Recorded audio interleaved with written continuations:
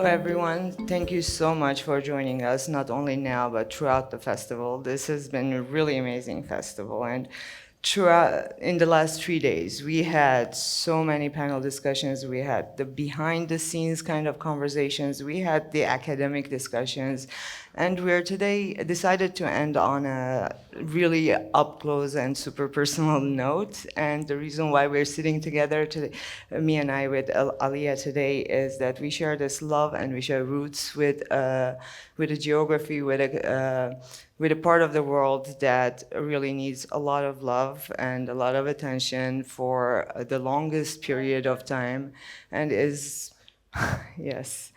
And we were, before I introduce Alia fully, I wanted to say that we were having this conversation earlier, and I was saying that how my idea of who I am in Lebanon, because I'm from Lebanon, changed as I grew, as I matured and I learned, because I grew up thinking and believing and being told that I'm the generation of refugees, survivors of the genocide, who the Lebanese people took in and allowed to stay with a lot of love and care.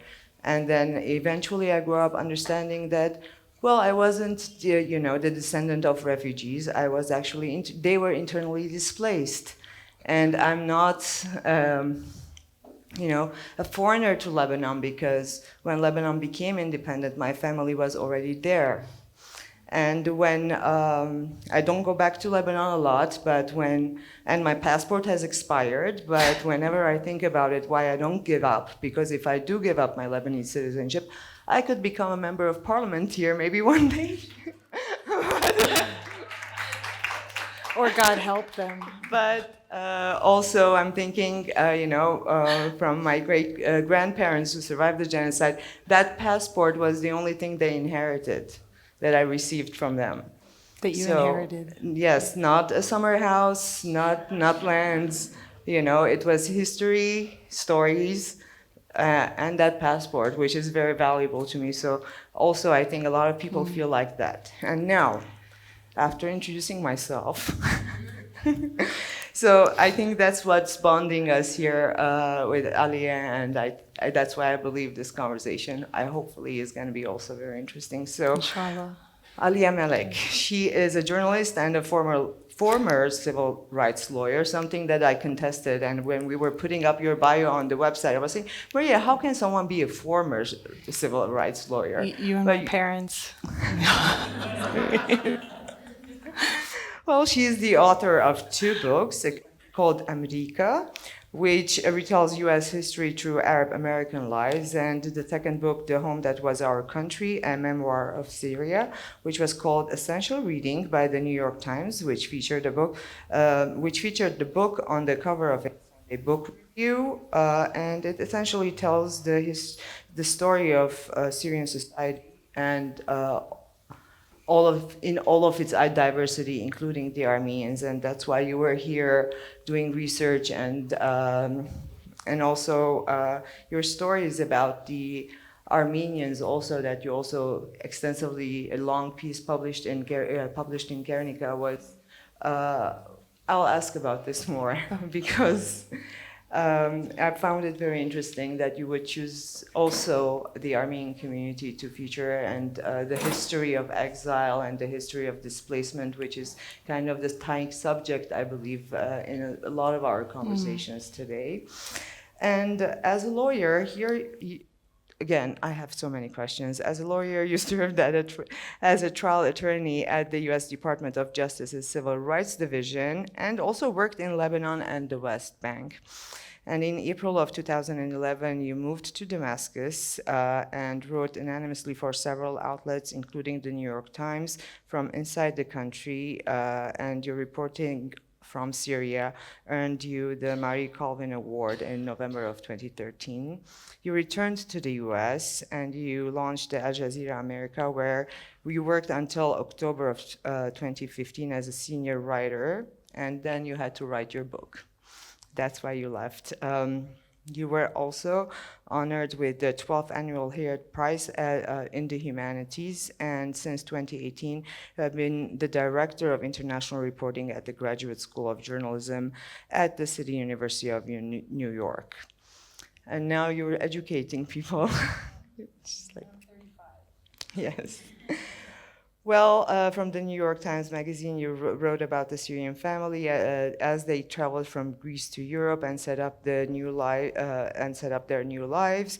From Tunisia, you wrote about the Italian rapper who bought a boat to save refugees drowning at sea, and you covered the German trial of two Syrian mukhabarat. This is the Syrian version of the secret services, the KGB, the Gestapo. All of them would be a good parallel with Stasi.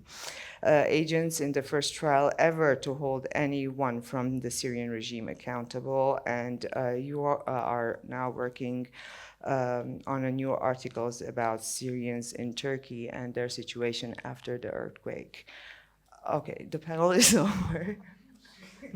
I thought the introduction was long. Returning to Syria, I wanted to ask you first of all about that, because I think that sets also the stage for a lot of the subjects we're going to discuss. Why did you, is it a return? And how was it a return for you? What made it a return for you? Hi, everybody. Thanks for being here. Thank you, EVN, especially the interns. I'm supposed to shout them out. Edita, right? Yes. No, not just Edita, so many and all the staff. Anyway, was it well, technically, yes. My mother left with me pregnant, and we went back frequently for the first 6 years of my life, and then something happens. Basically, somebody is murdered from our family by the regime in 1980, and the house that's sort of the central metaphor of the book, which was meant to be my mother's house in 1970 when Hafez al-Assad came to power in Syria. My grandmother rented it out to a man from the army. And as I say in the book, at the end, neither the president, Hafez al-Assad, or the tenant ever left. So we were without a house and without a country in many ways once my mother's family's from Hama, which is where the massacre against the opposition, not just the Muslim Brotherhood opposition, but the opposition in Syria to Hafez al-Assad was, and really basically when opposition to Hafez al-Assad came to a full stop. And so I would go frequently to Syria. Once my parents made the decision to live in the United States, I still went back frequently as an adult. But as you mentioned, I was a human rights lawyer and then a journalist, which, my parents were like, what? Why?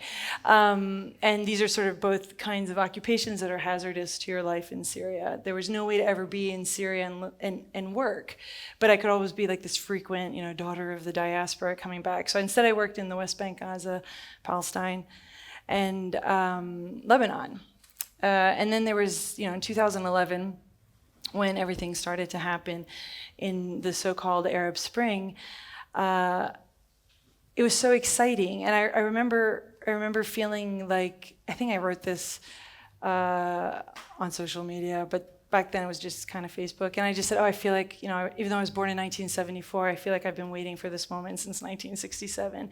It was so exciting. It felt like finally, and we all had our reservations about how Syria would go, but it definitely felt like after so many years of stagnation, which is the second metaphor in my book, because my grandmother, who for me was the embodiment of Syria, in the same year that the family members murdered and the Muslim Brotherhood is decimated, she suffers a stroke that leaves her locked in. So I don't know how many of you saw Diving Bell and Butterflies. For like a decade, I just knew that she could only move her eyes, and that's sort of like what Syria felt like to me. So stagnated and so locked in. And so in 2011, there was this opportunity to maybe be there.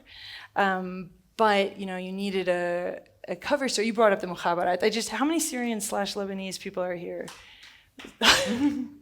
Don't clap for the mukhabarat, though. Hi. How many people know what the mukhabarat is or had ever heard of them? Okay. Well, I will say, like, because you compare them to the Stasi, but, you know, they're like, if only they were like the Stasi, you know, that's sort of what they lack in that German precision, which we were talking about last night. They really make up for with gusto. And, like, maybe the best way to explain to you what the Syrian mukhabarat are like, or to tell this joke. And there are many incarnations of this joke, but this is the version I sort of stick to. Do you know who knows the fox and the rabbit joke? Okay. So there's this training session for the KGB, the CIA, and the Mossad and the Syrian Mukhabarat. And they're all tasked with going into the forest and retrieving this fox. And, you know, CIA, KGB complete it very quickly. And then the Syrian telling the Mossad is even faster. But the Syrian, you know, Mukhabarat, they're not even like in uniform. They're in street loafers and the same leather jacket that they all wear. And, you know, they go into the woods smoking their cigarettes and they come back. Everyone has to go in and get a fox. Everyone comes back with a fox. The Syrians come back with a bunny, and the bunny is severely beat up.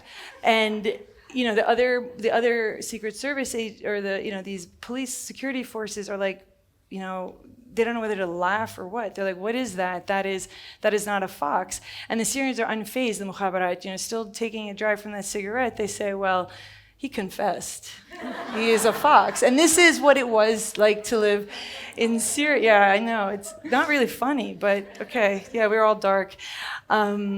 But seriously, growing up in Lebanon, Mukhabarat was even scary for me as a kid. Yeah. Like all the conversation was like the Mukhabarat is, you know, the person selling the fruit is Mukhabarat, and this is Mukhabarat. The taxi driver, like you know, I don't know why, you know, in Syria we get into those taxis, and there were all these like elaborate love pictures to Hafiz. It would be like that same horrible portrait of Hafiz looking like Mr. Burns from The Simpsons, but like on red construction paper cut like a heart or a doily. And so in 2011, you know, you couldn't just go back and be like, oh, hi, I'm back. I'm an American journalist, human rights lawyer. So I needed a cover story. And I had a great cover story and what I thought was going to be a great metaphor for the book, that by law, we couldn't oust our tenant. And then that changed in 2010. In 2004, they changed the law after Bashar came to power, that you could oust a squatting tenant if you paid the tenant to leave at 40% of the value of the house. So we were in litigation from 2004 to 2010 on the cost of the house. And then finally at the end of 2010, as Tunisia's happening, we oust our tenant.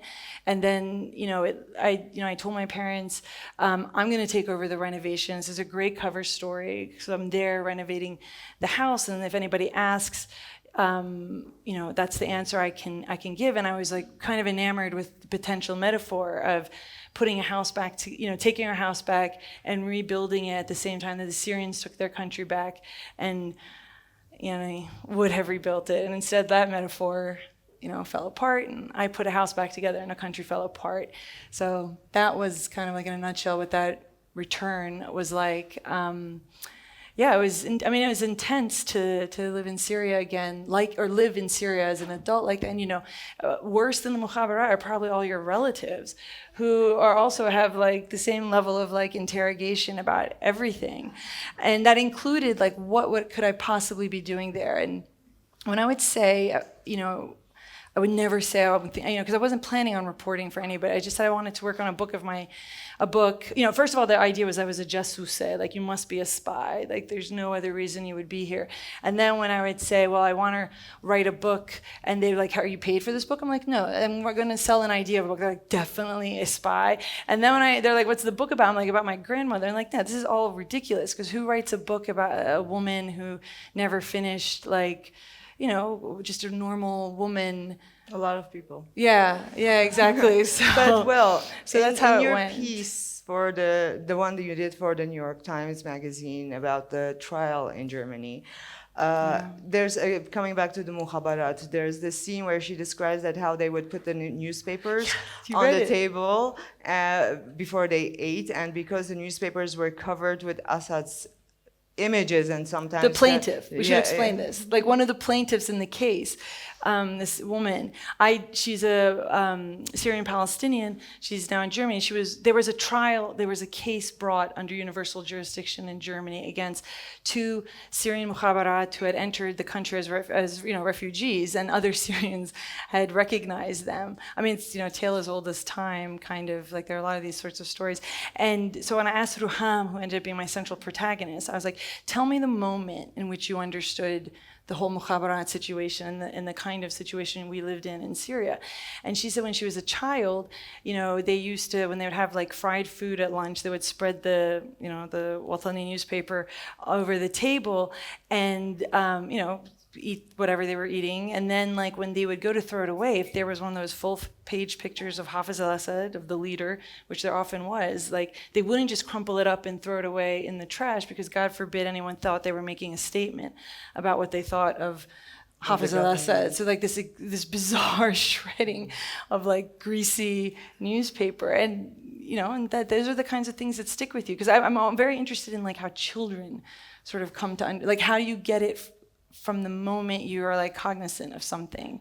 And she was like a child. She was like 6 years old when she kind of began to understand this, and eventually was arrested and tortured. For a peaceful, yeah. For participating in a peaceful process, and kept in detention and tortured and raped and... not raped. Not raped. Sorry about that. And then testified against her torturer in Germany. Yes, tell us a little bit more about that situation, because we were talking about narrative justice and we were talking about justice, and we were talking about, especially you as a lawyer and as a journalist, justice is a very core. I'm leaving out former. I know. Justice is a core part of what we do, what you do, and in this case, you're covering this case where the regime is being discussed, but individuals are being punished. And is this justice or is it not in this case? I mean, that's a question for the ages. I think one of the ideas that came out of Nuremberg was that every individual who was part of the system, even if they were part of a system, should be held accountable. And that was the idea of the German prosecutors, who talked to me at length about the case. And I think they truly... we can talk about Germany later, some other time. But, it was in many ways not satisfactory, because of course, the regime continues, and most of the people in the regime continue to enjoy great impunity. And there are a lot of families of the disappeared who now, being killed and tortured, being arrested, tortured, and killed, at least you have some finality. But many people in Syria do not know what has happened to people. So that's why I say disappeared. There are like many, 100,000 that don't know the fate of their loved ones. In this latest round since 2011, there are many people from the 70s and the 80s who still don't know where their people are. And so, obviously, is that satisfactory that 2 guys who also, like one guy was high up, the other guy was really low down, and that they now are going to sit in a prison for 15 years? And they took the Syrians, the Germans, they took the Syrians on a tour of the prisons, and they were like, what the hell is this? This is like a 5-star hotel, because they had in mind like a Syrian prison. And so I don't know if you have a desire for vengeance, that's definitely not being fed. The only thing that I tried to hold on to was that there is a kind of narrative justice, because as we were mentioning, John Lee and Molly's, like a lot of people who should have brains and are like understand the complexities of other issues on Syria would obfuscate what would happen, right? It would say, no, this didn't really happen like this, and it's all like Qataris paying this, or we pick your side. And at least in that, because this is to the Germans' credit, and that like disturbing meticulousness that they have, like every single piece of evidence and all the testimony was, poured over and gone through, and it would be very hard to sit in that courtroom and deny that those people were telling the truth. And it was really very forensic assembly of what had happened. So I think, in that sense, there was some narrative justice, but that's obviously not justice. It's not But it's justice also kind of in about Syria. this arrogance of autocratic regimes, where even when they're exposed and there's a court looking into the case, there's They individuals. laughed. They were like, those laugh. guys are idiots. They shouldn't have gotten caught. But it's also the terror that spreads over the people and spreads over nations and basically populations. And you've written much more about that. And I know you have a piece that. Because you asked me to, but you really Yes. want me to read? Yes, please. I mean, it's a small piece Because from the book. It's a tiny piece, if you could. And it's not a This happy is just, one. No, and this just goes to explain how, like, really, like, ma'hade, like, complex, how complexed, like, as a verb, like, the whole, like, Syrian mentality is. And which is why I feel like, when all the initial reporting about Syria was about the movements of armed people, like, you're missing, like, the real sort of, like, complexity of what it is to be Syrian and to question whether one should rise up, even as as you're fully aware of the things that are going on. So this is from 2011 from a chapter that I called Tahrir Squares, because Tahrir means, like, freedom, or the liberty. There are all these squares and places in the Middle East. There's Tahrir Squares, Hurriya this, freedom that, and like. I felt personally like they were trying to taunt me and troll me every time I saw these signs there. So this chapter is tongue-in-cheek, called Tahrir Squares. But this is about a 13-year-old boy who was taken in 2011 after the protest, and kind of goes to show, like, the mind fuck that it is to be, like, a Syrian living under this regime. So, and I gave you the translator picture, so you're good. Okay. Not a picture, the actual text. So Hamza was his name. Hamza's school portrait became ubiquitous. It showed a chubby boy wearing a polo shirt under a baby blue sweater. The background looked like a blue sky swirled with the yellow of the sun, rays of light radiating from the center that almost cast a halo around Hamza's head. Where other boys might start to look like young men at 13, Hamza was still on the childish side of the age. Everyone in Syria became familiar with this portrait of him and one other, a still taken from a video of him after death, a naked and bloated corpse, no longer the color of flesh, but nearly purple from all the bruising. I'm supposed to give a trigger warning, sorry. Anyway. Security forces had arrested Hamza on April 29th in Daraa, which is where the revolution started, 4 days after I had arrived in Damascus for attending a rally with his family. But no one would hear of it until nearly a month later, when Hamza's body was returned. According to activists at the time, it was released to the family on the condition they say nothing. A video, however, was made and circulated, soon reaching global networks like Al Jazeera. The body showed many signs of torture. If you are sensitive, you don't want to hear this part. There were bullet wounds on his arms. He had black eyes, cuts, injuries consistent with electric shock devices, bruises, and whip marks. His neck had been broken, and he had been castrated. While American media often sanitize what viewers can see of what can be done to a human body, the same cannot be said for Arab audiences. Images from Iraq and Palestine had not been sanitized for years.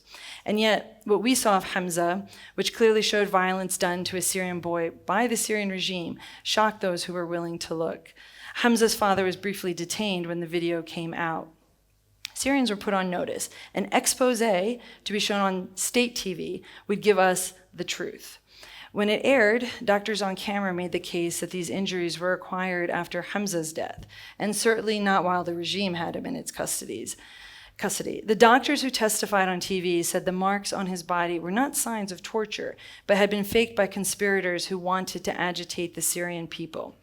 To allay any doubts, Hamza's father and uncle appeared on state TV in a pre-recorded conversation and said that they trusted Assad, who they added had pledged to look into the circumstances of Hamza's death. At first, I wondered why the regime had bothered with the charade. No one around me seemed to believe that anyone else but the regime had done this to the child, even though some insinuated that he or his parents were at fault for ignoring what they should have known were possible consequences for participating in the rally. But I began to understand that we weren't meant to be convinced. This was how the regime could hide a threat in plain sight. As state TV lingered on the bodily mutilations, speaking calmly about how the wounds were inflicted post-mortem, we were meant to actually look at and commit to memory the damage that can be done to a body, even to a boy. The message: be grateful this is not your child. It was a master class in how to hear, read, and speak this coded language, the one that exists between dictator and dictated. What happened to Hamza taught me that what many Syrians who were hesitant to confront the regime feared most was not instability or the badil, the alternative to the regime. They had, whether consciously or subconsciously, understood that the regime would, like an abusive parent, punish them severely for their misbehavior, as if Syrians demanding reforms were just children. Really, the regime had survived for years on an intricate architecture that made children out of adults. To remind anyone getting an idea as to the contrary, the regime began to make corpses out of children, as they did with Hamza. And that's the... I'm not proud of our history, that this is part of our legacy. And then we all watched it. And this is happening over and over again. And I also related to this because in Azerbaijan is sending us the same message with all the images of the tortured soldiers, beheaded soldiers, of the woman who was, her nails were, yes, just a couple of years ago, while actually coming into, and there's this terror of torture, and that's not just in Syria's case, not just in our case. There's so many parallels across the world at this point where it's like we were talking. I was saying it was almost medieval caliber brutality in a digital age. Yeah. And its effect is uncontrollable. It's not just normalizing the situation, but it's also terrorizing viewers. Yeah. And my question here would be, because we're not... And I just should say, when people talk about Denmark and other countries, or Turkey, that Syria is safe and people should be, the violence, the worst of the violence you maybe don't see anymore because, if you're only focusing on military engagement, but that silence, the violence that happens in darkness is, what's truly terrifies, I think, most Syrians, many Syrians. Sorry. Yes, and coming back to this idea of justice and how it works in the strangest ways, or if it even works at all, because again, there are so many parallels right now, right? We're applying to international courts, where Armenia is applying to international, Palestinians are pleading, Ukraine has been added, and for all of a sudden, the justice system seems just not to be enough. And narrative justice is all that's left. Is there something else? Well, I'll just say I think narrative justice is hard because, as you saw, this was 2011. Maybe the Syrians, we were the first to kind of go on the disinformation, not the first, but I feel like now we're in this era of mass disinformation that you so beautifully illustrated.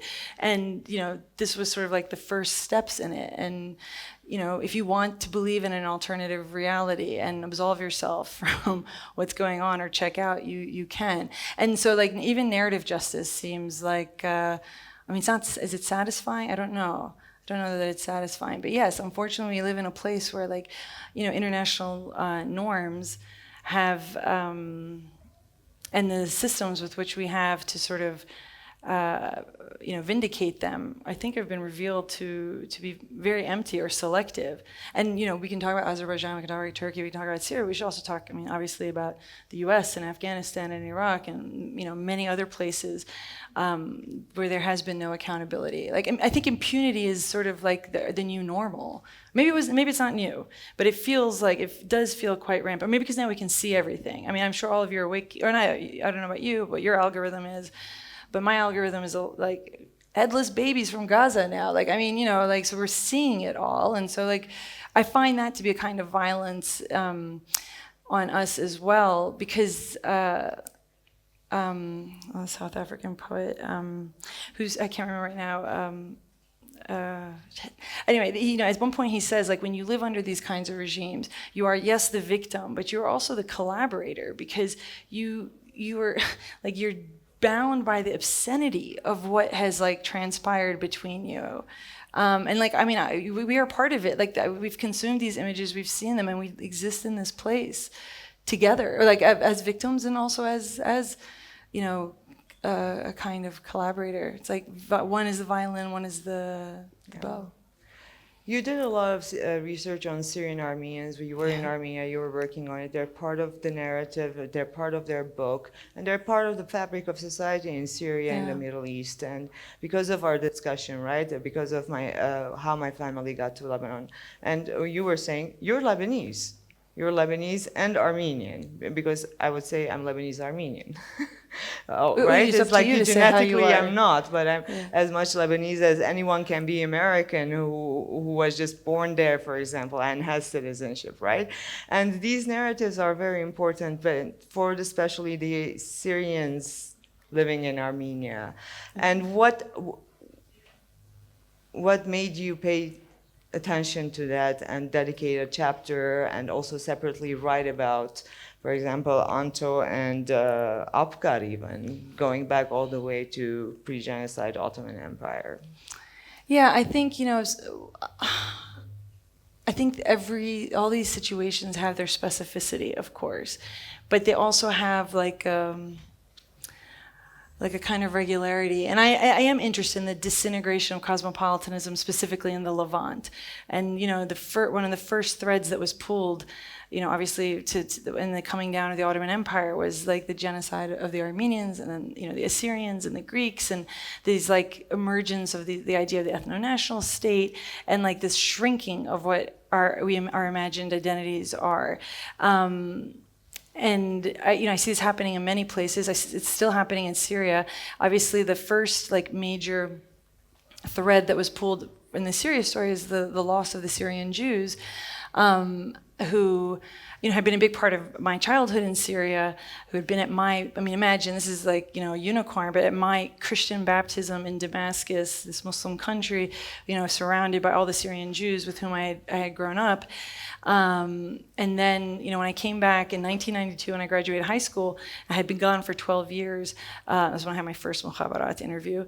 How did that go? We'll talk about that. You realize, but like they had just left, because in 1992 the Syrian Jews had, finally had left with the encouragement of American Jewish groups, and also having lived like a not very great situation, a complicated situation after 1948 in Syria, had left. And just watching these threads of, I hate when all the Syrians like, it was a mosaic, it was jasmine, it was like, societies have fabric, and that thread had been pulled, and then the Armenian thread was being pulled.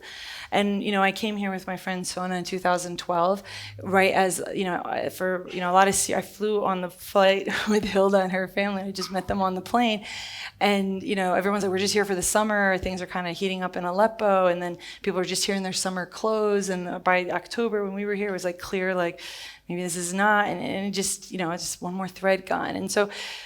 And Turkey has sort of like cleansed a lot of the north of its Kurdish population. Like that's to me what's sort of devastating. This like loss of cosmopolitanism, this shrinking of identities.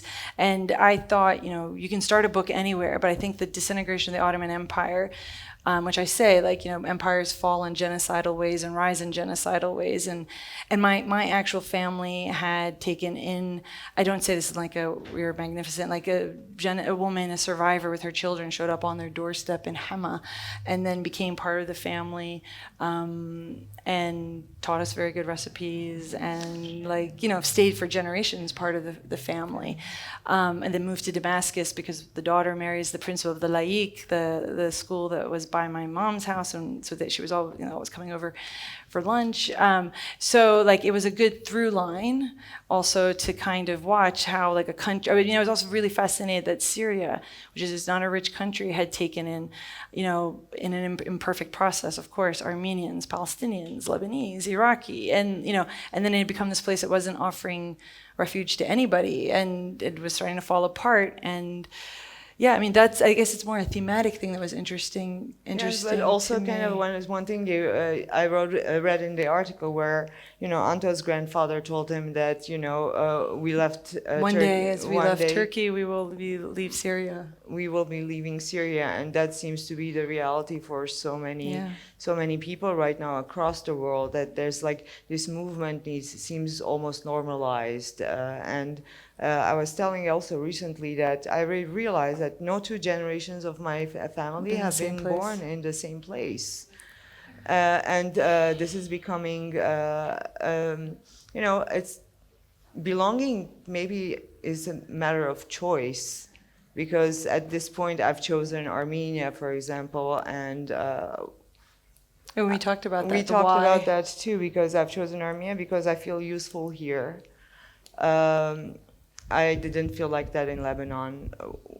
What's your case? Which country you're gravitating to? Do you feel that one day you will be living in Syria or any other country because of the same choosing to belong kind of a logic? Because culturally also, I mean, I understand with like growing up in a Syrian family in America, there's, assimilation, longing for your roots, growing up between these two countries, technically one where I'm sure at different points in your life you romanticized one and disliked the other. And as become adults and useful adults, we actually are faced with a different kind of a choice where we choose not based on preference, but maybe practical or what we can do. Or, I mean, it's a luxury to be able to choose. So many people are unable to choose right now.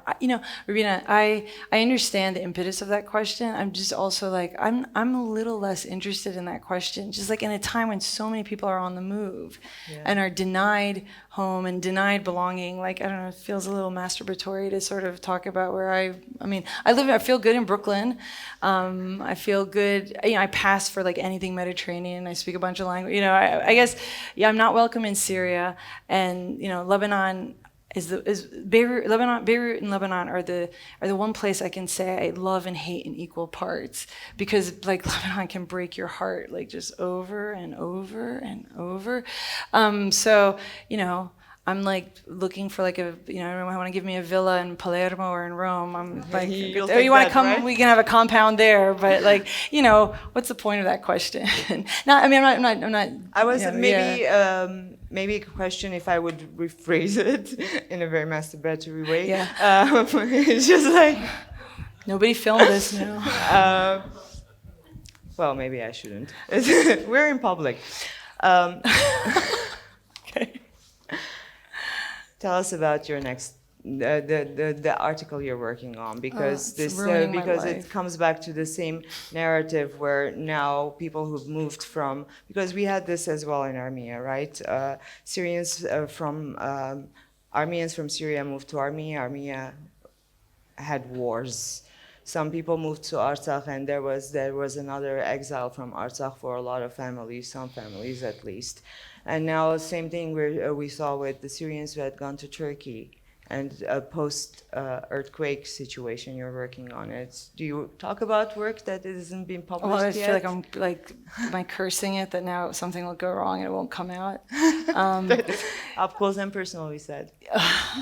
Well, okay, don't evil eye this. Anyway, just want to make sure, knock on everything. Grab your balls, knock on wood. I don't know what it is, like every culture. Well, I don't know, what's the Armenian? Knock on wood, okay. Or just go 222. Or what? 222. 222? Okay. Okay.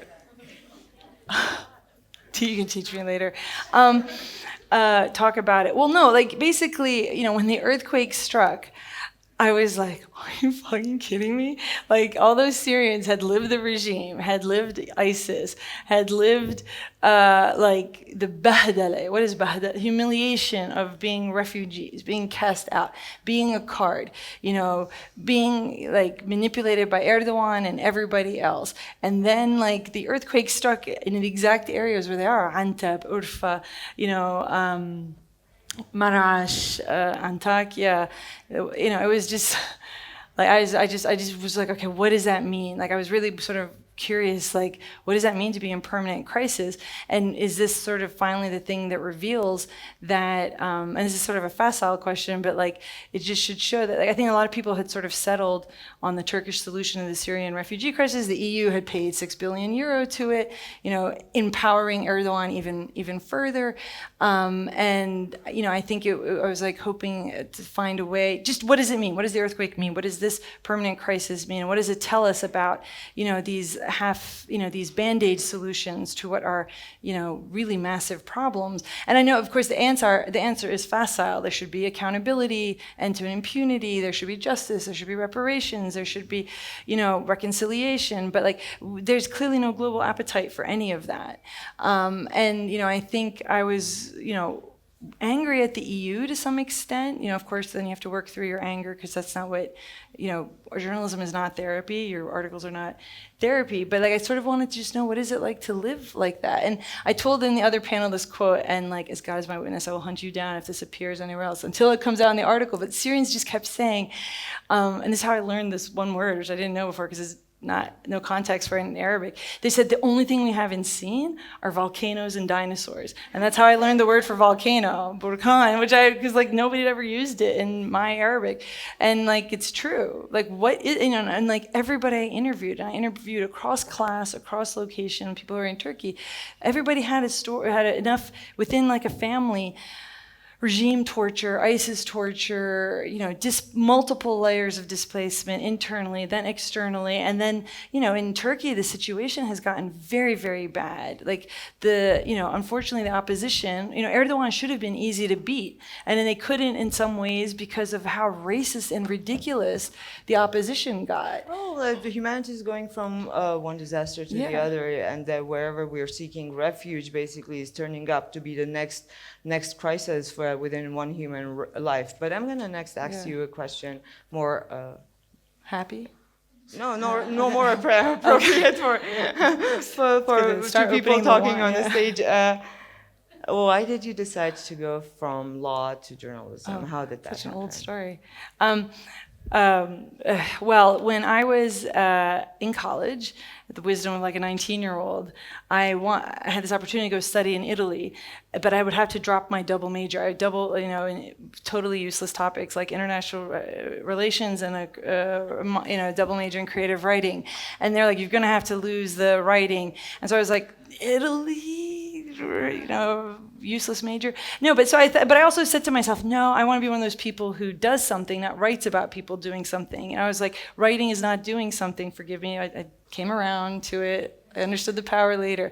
But so then I went to Italy, had a great time, graduated college, went back to Italy, worked there, and in part to satisfy my parents, and as the firstborn, they're like, what the three choices are, right? Yeah, and I was like, engineer's not happening, definitely not doing doctor, so lawyer, and I had like a civil rights, human rights leaning, and I wanted to do all that, and in my third year of law school, I interviewed for what then was like the most competitive legal job in the country, one of the 6 positions in the civil rights division, as an honors attorney, and I was interviewed under the president was Bill Clinton, and the attorney general was Janet Reno. And at my interview, you're interviewing for the next fall, I was like, so what happens if this Bush guy wins the election? And they're like, the Department of Justice is like a battleship. You can't turn a battleship around very quickly. They can't do that much damage. Right? So, okay, finished law school, took the bar, went and volunteered in the West Bank Gaza in the summer of 2000. So the second Intifada breaks out.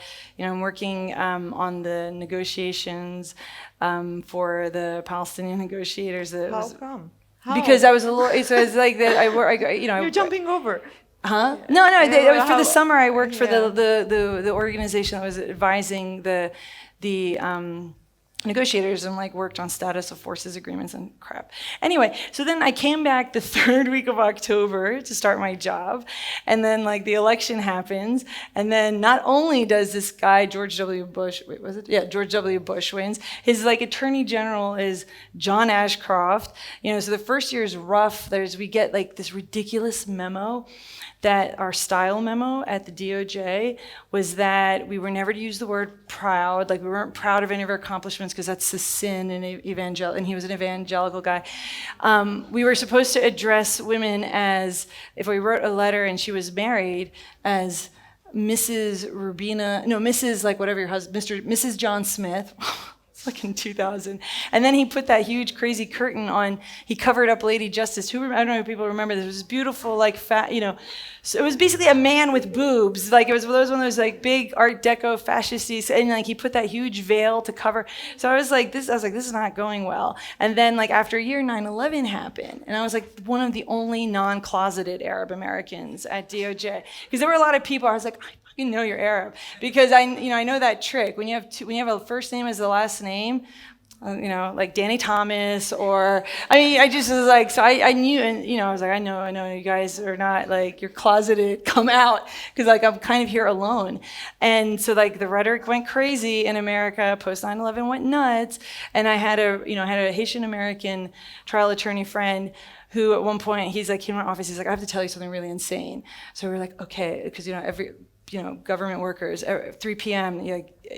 Back then, if you wanted to hear overhear great conversations, you go to the Au Bon Pain, because like all the government workers are there wasting your American tax money having like baked goods and coffee. And he's like, you're not going to believe what they're talking about, because he was a criminal prosecutor.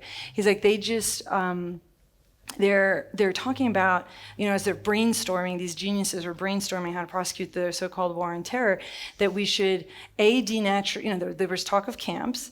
And there was talk of denaturalizing naturalized Arab American citizens, which, was like my total fantasy when I was 13. And my parents were like, because we used to threaten our parents, we were going to call like INS on them just because when they wouldn't let us do things. But like, I was like, oh, so you want to denaturalize my parents who've like built a whole life here, only served Americans? So I was like, this is crazy. And it kept getting crazier. And then like on the eve of the invasion of Iraq, I had already been there for Gulf War I, which is horrible, and I was like, I cannot be here in this country at this moment. And I resigned my post and moved to Beirut and represented refugees. Like my parents were just like, just tell us when you will make money. It was just like kept decreasing the income, because I was like, I'm going to volunteer for this refugee organization in Beirut, and they're like, what did we do wrong? Why didn't you become a doctor or an engineer? And I have 3 other siblings. They all fulfilled all those fantasies. So like, don't cry for them. And I moved to Beirut, and at the time I was asked by the Daily Star to like write an analysis of one of the torture Guantanamo kids, and I don't know, I just found like it had like impact locally. It was like popping up on Iraqi dating sites and stuff. It was just weird. The stuff was being read. I was like, oh, maybe writing is doing something. And I started to see I was like, oh, this is, and I remember thinking this at DOJ, actually, when the guy told me about the camps and the denat, I was like, why is it possible to talk about people who've been here since the late 1800s like this? It's impossible to imagine Arabs as part of the American fabric. And I was like, somebody should do something about that, like write a book or, do a Cosby show, the Arab Cosby show, as people like to say. And I was like, I didn't think that would be me, because I was in debt for law school and stuff, and and then still a few more years happened, and then I decided to go to J school just to hasten the transition, and finally wrote that book that I wanted to be there about Arab America, but it was so yes, George W. Bush and John Ashcroft are the reason I became a journalist. That's alhamdulillah. Okay. Well, now you're educating, and you're also educated. Yes, I am educated. Well, as an educator, what took you there? And what I don't know. I'm gonna be one of those grumpy old ladies who never likes the new generation. But I feel like you're the exact. That's why I felt I had to shout out your interns. I'm gonna be bothered by anyone younger than me forever. I think and not gonna adapt to their mindset. Totally but you seem like you're like, yeah, I know. I'm just admitting right now. But you seem like you're actually opposites. Do I like this You're generation? excited to work with the younger minds. Yeah, I mean, yeah. Why? I mean, I will just say this: my students, it was Andy here. I was complaining the entire taxi ride over. they have a problem with deadlines. Maybe yours don't, but my graduate students of journalism, why they're arbitrary? Deadlines are so arbitrary. I was like, yeah, this is journalism. I mean, maybe it's a binary to think of it like that, but you gotta make your fucking deadlines. Why did I go teaching? Because I'm very critical of foreign correspondence. I've been a subject of foreign correspondence as an Arab growing up in America. The absolute reason Arabs only existed in the American imagination in such horror, monolithic, terrible ways. And I'll tell, if you don't believe me, look up this movie, Planet of the Arabs. I show it, it's 8 minutes. It's brutal. And I always ask my students after I show it, I was like, with it's clips of every movie that has portrayed Arabs based on Jack Shahane's book, Real Bad Arabs, REEL. And like, I'm like, would this exist in where there's like really, you know, well-rounded, good journalism about Arabs and Muslims?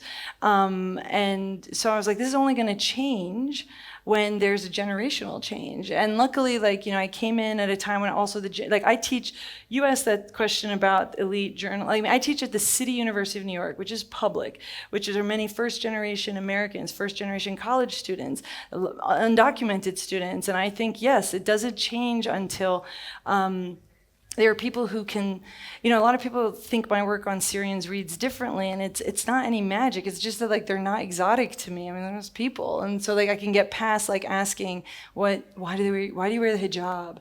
You know, wait, you wear the hijab and you like pop music, or like, you know, all these kinds of Orientalist tropes, and just like, you know, why did you know I don't know, just in this generation in that way does. I mean, they're bad with deadlines. This is true, but they otherwise, you know, are, you know, I think I also learned from them as well, and they are the future. You are the future, and like, good luck, good luck with that. Yeah. Yeah, I think they're great in many ways. And like, you know, my students, you know, the encampments, the Gaza encampments that happen at Columbia University and the City College of New York, which is part of my university system. You know, I'm not saying it's uphill, right? The Columbia students who were arrested were charged with misdemeanors. Our students were the CUNY White system students were charged with felonies, right? They're poorer, they're blacker, they're browner. And yes, everybody, you know, a lot of these elite publications, like I am an outsider. Even if you have the pedigree, like you're an outsider racially or ethnically, and you know, I think journalism has suffered for that. I mean, even suffered in America. Like I think the inability to predict Trump was going to win sort of shows how insular things had gotten. So it's not just a foreign correspondence thing. Yeah. All right. Yeah. Thank you very much. Thank you, Rubina.